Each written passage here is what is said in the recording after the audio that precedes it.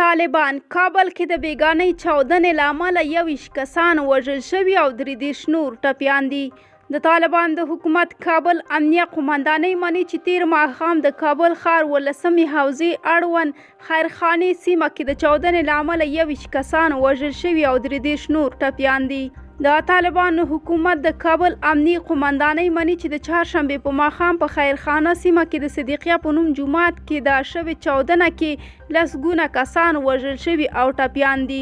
د دې قومندانۍ ویان خالد زدران ازادۍ راډیو ته په یو پیغام کې لیکلي، په ډېرې خواشینۍ سره باید ووایم چې پرون ماښام د 18مې حوزې اړوند په یو جومات کې د لمانځه پر مهال چاودنه وشوه چې له امله یې زموږ 21 تنه هیوادوال شهیدان او 33 زخمیان شول. خو د ځینې نورو بهرنۍ رسنۍ افغان خبریالان چې په کابل کې دي پر خپله ټویټر پاڼه د چاودنې د وژل شوو شمیر 10 او د ټپیانو تر 40 ډیر یاد کړی دی. په راپورونو کې راغلي چې په دې پیښه کې د مولوي امیر محمد کابلي په نوم یو دیني عالم او د 200 تنه شاګردان هم وژل شوي دي.